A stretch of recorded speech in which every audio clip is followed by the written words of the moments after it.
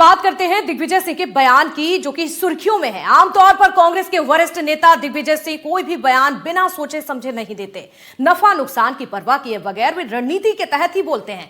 पहले संघ प्रमुख और बीजेपी की तारीफ करते हुए लालकृष्ण आडवाणी के साथ जमीन पर बैठे प्रधानमंत्री मोदी की फोटो सोशल मीडिया पर पोस्ट कर दी और अब जीतू पटवारी की तारीफ करना। राजनीतिक हलकों में अटकलों का दौर लगातार जारी है। 9 अप्रैल 2026 को दिग्विजय सिंह का राज्यसभा का कार्यकाल पूरा हो रहा है। कहीं इसे लेकर दिग्विजय ये नपातुला और सोच समझकर तो नहीं बयान दे रहे हैं। रिपोर्ट में दिखाते हैं।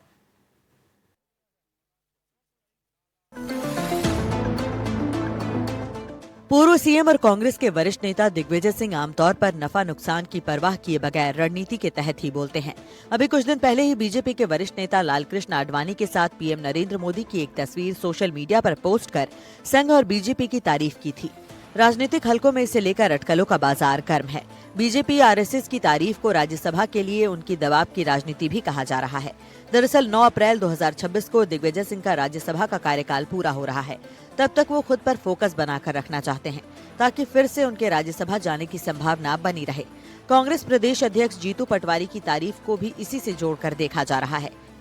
मैं कह चुका हूँ, मुझे 2 टर्म मिल गए और उदयपुर रेजोल्यूशन में ये भी था कि 2 टर्म के बाद तीसरा टर्म नहीं मिलना चाहिए। तो मैं 2 टर्म मुझे मिल गए। तीसरी बार जाने को इच्छुक ही नहीं। मैं उम्मीदवार तीसरे टर्म के लिए नहीं हूँ। जीतू पटवारी जी अध्यक्ष बने तब से लगातार पूरे प्रदेश के दौरे कर रहे हैं, हर जिलों के दौरे कर रहे हैं, कार्यकर्ताओं से लगातार संवाद स्थापित कर रहे हैं। वो लगातार विपक्ष की एक सकारात्मक भूमिका अदा कर रहे हैं, सत्ता के खिलाफ संघर्ष कर रहे हैं। निश्चित रूप से जब कोई वरिष्ठ नेता तारीफ करता है तो वो एक प्रोत्साहन देता है, एक नई ऊर्जा और एक नया मार्गदर्शन प्राप्त होता है। देखिए, दिग्विजय सिंह जी एक चतुर राजनेता हैं और मध्य प्रदेश में वो लंबे समय से राजनीति कर रहे हैं। वो दिशा के विपरीत चलते हैं और अब जैसे ही उनको पता लगा है कि राज्यसभा की सीट वैकेंट होने वाली है और उनकी दावेदारी है, तो अब वह तारीफ भी करने लगे हैं। आज उन्होंने जीतू पटवारी जी की बुरी बुरी प्रशंसा की है। इस प्रशंसा के पीछे उनकी राज्यसभा में आने की मंशा है। बाकी जीतू पटवारी जी का जो नेतृत्व है अब तक का असफल नेतृत्व है। 9 अप्रैल 2020 को जब दिग्विजय राज्यसभा के लिए चुने गए थे, उससे पहले राज्यसभा की वजह से ही ज्योतिरादित्य सिंधिया कांग्रेस छोड़कर बीजेपी में चले गए थे। दोनों ही राज्यसभा के लिए प्रमुख दावेदार थे। कांग्रेस दिग्विजय सिंह को पहला और ज्योतिरादित्य को दूसरा प्रत्याशी घोषित कर रही थी, जबकि पार्टी के पास एक ही प्रत्याशी को जिताने लायक सदस्य थे। इससे नाराज सिंधिया बीजेपी में अपने साथ इतने विधायक ले गए थे कि कमलनाथ के नेतृत्व की सरकार गिर ही गई थी। इस बार भी दिग्विजय के अलावा कमलनाथ और जीतू पटवारी सहित कांग्रेस के 5 दिग्गज राज्यसभा के लिए दावेदार हैं। लेकिन दिग्विजय फिर एक मौका चाहते हैं, इसलिए बीजेपी और संघ की तारीफ को कांग्रेस में दबाव की राजनीति से जोड़कर देखा जा रहा है। अब हम इस ग्राफिक से राज्यसभा के लिए कांग्रेस के प्रमुख दावेदारों को जान लेते हैं। 9 अप्रैल 2026 को राज्यसभा की 2 सीटें खाली हो रही हैं। इसमें एक सीट कांग्रेस के वरिष्ठ नेता दिग्विजय सिंह की है, दूसरी सीट बीजेपी के नेता सुमेर सिंह सोलंकी की है। 2020 की तरह इस बार भी कांग्रेस एक ही सीट जीत सकती है। एक सीट के लिए दिग्विजय, कमलनाथ, जीतू पटवारी, मीनाक्षी नटराजन, अरुण यादव और कमलेश्वर पटेल दावेदार हैं। ये सभी नेता राज्यसभा के लिए प्रयास कर रहे हैं। कमलनाथ विधायक हैं और दिग्विजय राज्यसभा सदस्य। शेष बचे नेता किसी भी सदन के सदस्य नहीं हैं। कांग्रेस का एक वर्ग दिग्विजय के हालिया बयान को इसी से जोड़कर देख रहा है। अब अगर दिग्विजय की मंशा राज्यसभा की है तो भविष्य में कांग्रेस को नई मुसीबत का सामना करना पड़ सकता है। पार्टी के भीतर वरिष्ठों और युवाओं के बीच नए गुट बन सकते हैं। कांग्रेस नेतृत्व पहले भी ऐसी स्थिति का सामना कर चुका है, जब पार्टी के वरिष्ठ नेता गुट बनाकर कांग्रेस के लिए समस्या बने थे। एनडीटीवी के लिए ब्यूरो रिपोर्ट।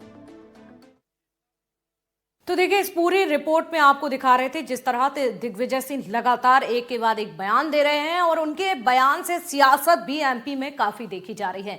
चलिए, और ज्यादा जानकारी के लिए हमारी सहयोगी भोपाल से निहारिका भी जुड़ चुकी है। निहारिका का सीधे रुख करेंगे। निहारिका, देखिए, दिग्विजय सिंह जब भी कोई बयान देते हैं तो लगातार कहा जाता है कि ऐसे ही हवा में बयान नहीं दिया गया, बल्कि सोची समझी उनकी कुछ प्लानिंग हो सकती है, उनकी कुछ रणनीति हो सकती है, और यही वजह है कि हम देखते हैं फिर सियासत भी हाई हो जाती है।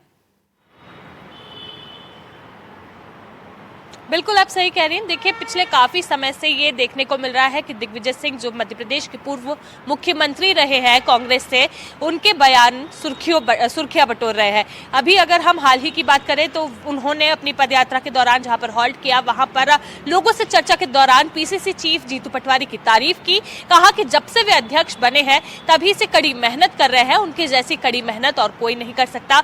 जिलाध्यक्षों से मुलाकात करना, बीएलए से मुलाकात करना, पार्टी के कार्यकर्ताओं से मुलाकात करना, और मुलाकात इस तरह से नहीं बल्कि ऐसे करना कि उसका असर पार्टी के कार्यप्रणाली पर पड़े और बेहतर काम का जो पार्टी है वो कर सके। इस मंशा के साथ उन्होंने कहीं ना कहीं जीतू पटवारी जो पीसीसी चीफ है उनकी तारीफ की। और इससे कुछ समय पहले उन्होंने प्रधानमंत्री नरेंद्र मोदी की जो तस्वीर है उसे सोशल मीडिया पर पोस्ट किया। साथ ही में आरएसएस संघ की उन्होंने तारीफ भी की। हालांकि उस दौरान जब एनडीटीवी ने उनसे बातचीत की थी तो उन्होंने कहा था कि मैंने किसी तरह से तारीफ नहीं की है, ये सिर्फ मैंने बात बताई है। लेकिन बीजेपी ने उसे पूरी तरह से तारीफों के तौर पर लिया था और कहा था कि असल बात जो है वो जुबान पर आ ही जाती है। और साथ ही में दिग्विजय सिंह ने अपनी सच्चाई बताते हुए, सच बात खोलते हुए बीजेपी की बढ़ाई की। इसका उन लोगों ने स्वागत भी किया था।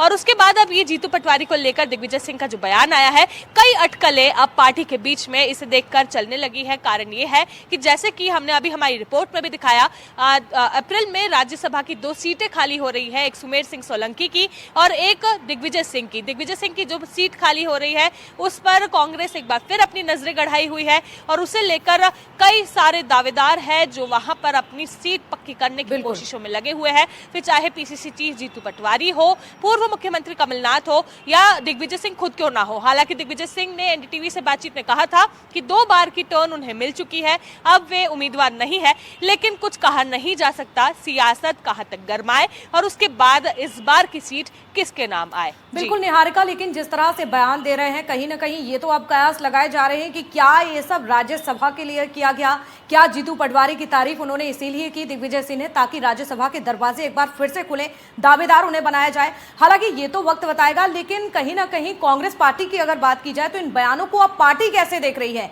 क्योंकि इससे पहले जीतू पटवारी से पहले देखा जाए तो कई तरह की उनकी ओर से पोस्ट भी किए गए। प्रधानमंत्री मोदी का जिस तरह से अभी आप जिक्र कर रही थी, चाहे संघ की बात की जाए, तारीफ की, तो कहीं ना कहीं एक पार्टी को भी एक तरह की खीस होगी निहारिका।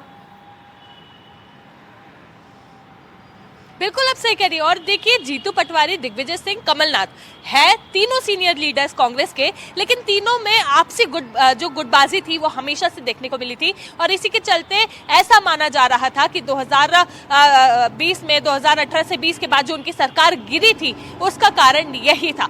यही कारण था जिसके बाद कई सवाल उठे, उसके बाद इन्होंने क्लैरिफिकेशंस भी दिए।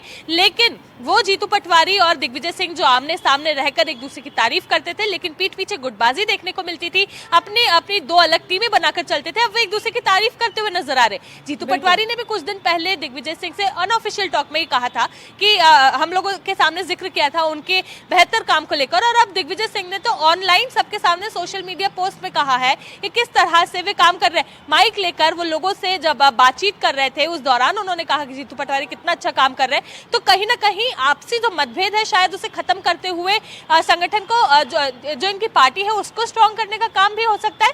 लेकिन जो राज्यसभा सीट खाली हो रही है उस पर निशाना साधते हुए भी काम हो सकता है, क्योंकि दिग्विजय सिंह मध्य प्रदेश के जो पूर्व मुख्यमंत्री है वो कोई भी बयान बेफिजूल में नहीं देते हैं, बड़े ही सोच समझ के बयान देते हैं। जी बिल्कुल, और इसीलिए शायद चर्चा ये तेज है राजनीतिक गलियारों में। चलिए, बहुत शुक्रिया निहारिका आपका जुड़ने के लिए।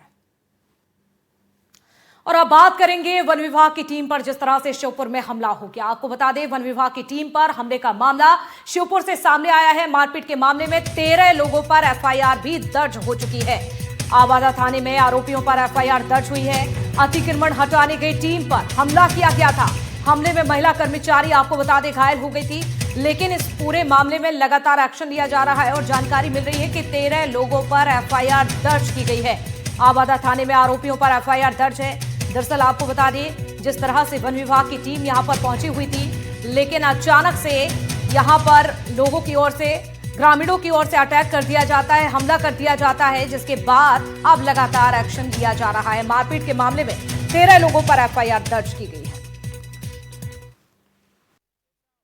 के अंतर्गत वन परिक्षेत्र बड़ौदा की बीट मसावनी, जिसमें कक्ष क्रमांक 70 और 71 में कैंपामत के अंतर्गत वृक्षारोपण स्वीकृत है 60 हेक्टेयर एरिया में, और उसी में गड्ढा खुदाई कार्य के लिए हमारा वन अमला पहुंचा था।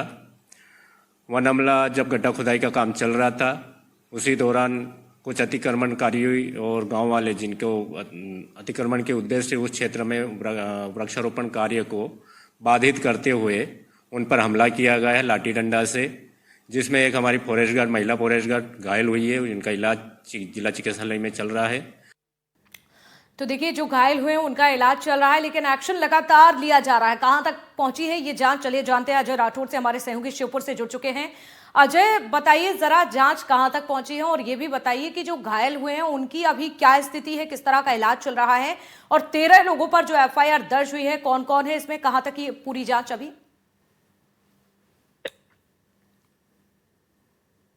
उसमें अभी बताया जा रहा है कि एक महिला वन रक्षक है, वो घायल है और उनका इलाज जिला अस्पताल में चल रहा है। और जो बड़ौदा फॉरेस्ट ऑफिसर है, उनको वृक्षारोपण करना था मसावनी बीट में, और फॉरेस्ट टीम के साथ वो वहां पहुंचे थे और वहां पहले से ही अतिक्रमणकारियों ने कब्जा कर रखा था। इसे हटाने की कार्रवाई की जा रही थी और जो अतिक्रमणकारी हैं उनको ताकीद दी जा रही थी कि अपने अतिक्रमण हटा लीजिए, लेकिन उसके बावजूद भी वो अतिक्रमण नहीं हटा रहे थे। और उसके बाद जो वन अमले की टीम है उनके अतिक्रमण को हटाने की कार्रवाई कर रही थी। इसी बीच जो अतिक्रमणकारी है वो कार्रवाई का विरोध करने लगे। करने के बाद जो अतिक्रमणकारी हैं का गुस्सा इतना बढ़ गया कि उन्होंने जो वन अमले की टीम है, फॉरेस्ट के रेंजर हैं, उनको खदेड़ने की कोशिश करते हुए पहले तो पथराव किया और उसके बाद उनकी जो सरकारी गाड़ियां हैं उनको निशाना बनाते हुए उनमें लाठी डंडों से हमला कर दिया। और बताया जा रहा है कि जब ये स्थिति बनी तो जो फॉरेस्ट के अफसर है और वन अमले की टीम जो है वो लगने लगा था कि अब जान खतरे में पड़ रही है, और मौके की नजाकत को देखते हुए वन अमले की टीम जो है वो वहां से अपनी गाड़ियों से भागने लगी। जैसा कि तस्वीरों में साफ देखा जा सकता है कि जान बचाने के लिए अफसरों को वहां से भागना पड़ा। और इस घटना की जानकारी जैसे ही DFO को दी गई तो उसके बाद DFO ने प्रशासनिक अमले से बात की और उसके बाद आपदा थाने पहुंचे हैं पीड़ित। और उसके बाद जो आपदा थाने में लगभग 13 ऐसे लोगों को चिन्हित करते हुए नामजद FIR दर्ज की गई है, जिन्हें फॉरेस्ट अफसर जानते थे। फिलहाल जो आपदा पुलिस है उन्होंने अतिक्रमणकारी जो हमलावर हैं उनके 13 लोगों पर नामजद FIR दर्ज कर ली है और पुलिस फिलहाल इनकी गिरफ्तारी की कोशिश कर रही है और साथ ही साथ जो अन्य आरोपी इसमें बनाए जाएंगे उनको भी गिरफ्तार किया जाएगा। हालांकि ये भी बता दूं आपको कि इससे पहले भी जो फॉरेस्ट की टीम है उनकी जमीनों पर अतिक्रमण होता रहा है और इस तरह की घटना सामने आती रही है। लेकिन सवाल यही है कि जब अतिक्रमण हो रहा था तब फॉरेस्ट के अफसर क्या कर रहे थे, फॉरेस्ट के नाकेदार क्या कर रहे थे, जिनको जंगल को बचाने की जिम्मेदारी थी। फिलहाल इस घटना के बाद जरूर फॉरेस्ट के अफसर है उनकी कार्यप्रणाली पर सवाल खड़ा हुआ है। फिलहाल पुलिस जो है पूरे मामले की जांच कर रही है और उसके बाद आरोपियों की गिरफ्तारी की जाएगी। बिल्कुल, चलिए बहुत शुक्रिया आपका जुड़ने के लिए, जानकारी देने के लिए अजय। अब बात करेंगे आगे रायसेन की। रायसेन में किसानों के साथ धोखाधड़ी का मामला सामने आया है। बीज कंपनी ने धान का घटिया बीज दिया तो 30 गांव के किसानों की फसल जिसके बाद खराब हो गई। 1000 से ज्यादा किसान प्रभावित हुए हैं। 5000 हेक्टेयर फसल में आपको बता दें बांझपन की बीमारी भी आ गई। किसानों को अब तक इसका मुआवजा नहीं मिला है तो किसानों ने तहसीलदार को एक ज्ञापन भी दिया। मुआवजा नहीं मिलने पर आंदोलन की चेतावनी भी दी गई है। तो इस बात का जिक्र किया गया कि अगर मदद राशि जो है वो नहीं मिलती है, मुआवजा नहीं मिलता है, तो आने वाले समय में आंदोलन करेंगे। ये चेतावनी तमाम किसानों ने एकजुट होकर दी है। तस्वीरें आपको दिखा रहे हैं जब किसान पहुंचे अपना ज्ञापन लेकर और ज्ञापन सौंपा तहसीलदार को, इसके साथ ही मुआवजा की मांग की है। क्योंकि ये तमाम वो किसान हैं, ये वो चेहरे आपको दिखा रहे हैं जिनकी फसल को काफी नुकसान पहुंचा है। 5000 हेक्टेयर फसल में बांझपन की बीमारी आ गई और यही वजह है कि अब इन किसानों में गुस्सा देखा जा रहा है और मुआवजे की मांग की जा रही है। किसानों के द्वारा जो आज ज्ञापन दिया गया उसके संबंध में जांच करवा दी जाएगी और जिन लोगों के लिए नहीं मुआवजा मिला है उनके लिए दिलवाया जाएगा। सर, दूसरा जांच दल भी टीम आई थी, केंद्रीय टीम आई थी, एक गांव में निरीक्षण करके चली गई, बाद में गई तो प्राइवेट कोई एजेंसी उसके द्वारा पेमेंट दिया। क्या नियम है, ऐसा सर्कुलर है कि सरकारी मुआवजा भी प्राइवेट एजेंसी से दिया जाए? नहीं, इसके विषय में अभी हमें जानकारी किसानों के द्वारा मिली है, इसकी हम जांच करवा लेंगे, उसके बाद हम इसी निष्कर्ष पर पहुंचेंगे। सर, समथिंग कब तक हो जाएगी जांच सर, क्यों किसान आंदोलन की चेतावनी दे रहे हैं? अभी विभागीय अधिकारी महोदय और वरिष्ठ अधिकारियों के द्वारा जो निर्देश मिलेंगे उसके हिसाब से काम किया। आज क्रांति धान का जो बीज वायर कंपनी द्वारा जो खराब किसानों को दिया गया था उसके संबंध में ज्ञापन